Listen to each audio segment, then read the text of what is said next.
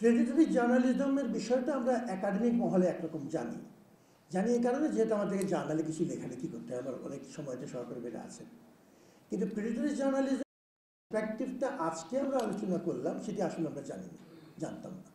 এটি যত শুনছিলাম আমার মনে হচ্ছিল it's a treaties on political economy of criminality in journalism, আমার তাই মনে হয়েছে।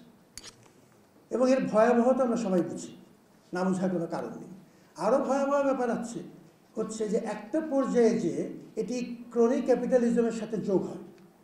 আপনি যখন ব্যবসায়ীকে রাষ্ট্রীয় দায়িত্ব দেবেন, ব্যবসা এবং রাষ্ট্র যখন একসাথে হবে, তার সাথে যদি সাংবাদিকতার মতো একটি অত্যন্ত শক্তিশালী বাহন, তার উপর যদি ব্যবসায়ী এবং রাষ্ট্র সওয়ার হতে পারে, তাহলে ক্রনিক ক্যাপিটালিজমের জন্য এটি অত্যন্ত উপাদেয় খাদ্য হবে, স্টেপল ফুড।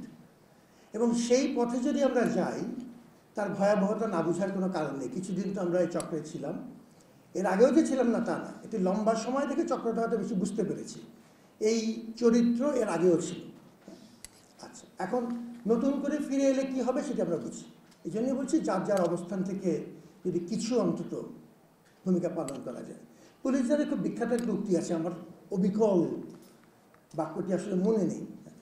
তিনি বলেছিলেন, আমার যদিও মনে আছে, যে the republic and the press, journalism, media, যাই বলেন না কেন, will rise or fall together. সুতরাং এই জার্নালিজমের বিষয়টাকে হালকাভাবে নেওয়ার কোনো সুযোগ নেই। একটা রাষ্ট্র উত্থান কিংবা তার পতন একসাথে জার্নালিজমের সাথে। সুতরাং এই বিষয়টি নিয়ে আলোচনা জিয়ে রাখা অত্যন্ত প্রয়োজন।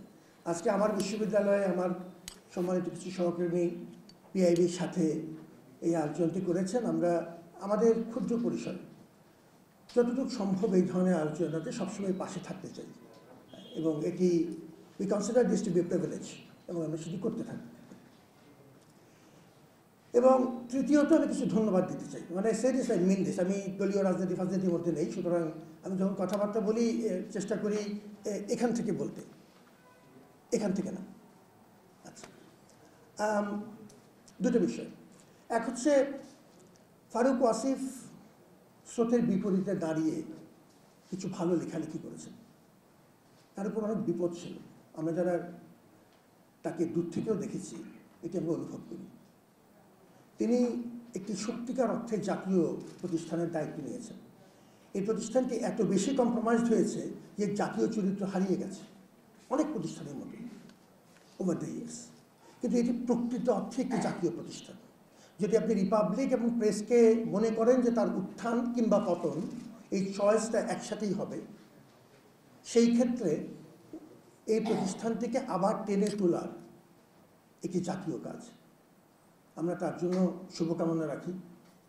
তিনি একটি গুরু দায়িত্ব নিয়েছেন এবং তার প্রতি অনেক মানুষের শুভকামনা আছে।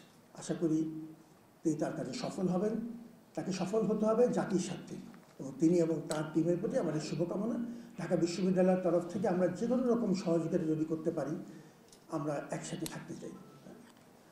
আমাদের সাথে আজকে প্রফেসর সলিমুল্লাহ খান আছেন, আমাদের সময়ের একজন চিন্তক। তার কিছু কথা আমি পছন্দ করি, কিছু কথা পছন্দ করি না, কিন্তু তার মাপের চিন্তক আমাদের সময় আসলেই কম। আপনি যদি আসলেই কর গোনা শুরু করেন, একটা পর্যায়ে বেশি পাবেন না। So a person of his স্টেচার, scholar of his স্টেচার, to be able to host him is always a matter of pride for us. And these are the occasions universities must feel proud of. এবং আমরা সেই ইন্টারাকশনটা বুঝিয়ে রাখতে চাই। আমার সহকর্মী রাজশাহী থেকে এসছেন, প্রফেসর মামুন, তার সাথে আমার ব্যক্তিগত যোগাযোগ কম, তার সঙ্গে কিছু ভালো কথা শুনি, খুশি হলাম তিনি এসছেন। প্রেডিটরি জার্নালিজমের এই পার্সপেক্টিভটা, যে কারণে আমি বললাম, এটি জাতীয়ভাবে গুরুত্বপূর্ণ এবং এটি নিয়ে আলোচনা চালিয়ে রাখা দরকার। এবং এটিকে যদি আমরা একটু জনপরিসরে ছড়িয়ে দিতে পারি। উনি একটা ইন্টারেস্টিং কেসের কথা বলেছিলেন এবং ওই বিষয়টা আমারও মনে আছে। আমিও কিছু সময় দেখছিলাম। আমি সাবমেরিন জাতীয় মানুষ, পানির নিচে থাকি, কিন্তু তারপরে মাঝে মাঝে পেরিস্কোপের মতো উঠে একটু এদিকে দেখতে চাই। তো তো ওই সময় এই গল্পটা আমার সামনেই আমি দেখেছিলাম ওটা, একজন বিজ্ঞানীকে কী পরিমাণ হেনস্থ হতে হচ্ছিল যেহেতু তিনি ব্যবসায়িক স্বার্থের বিরুদ্ধে।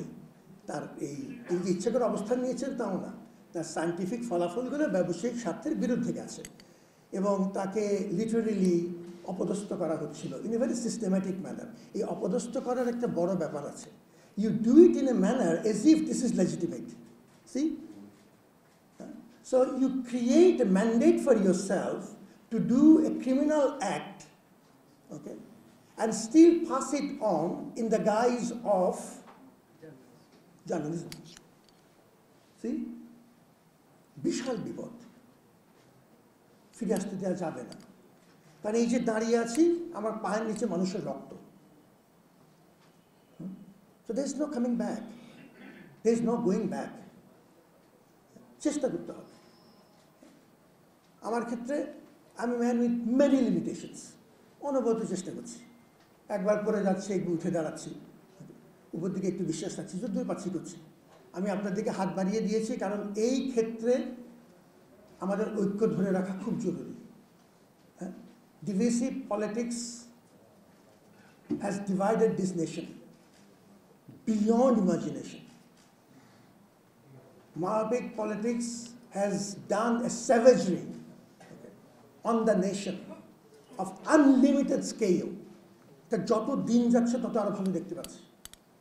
আমাদের একসাথে থাকাটা খুব জরুরি এই বিপদ মোকাবেলাতে।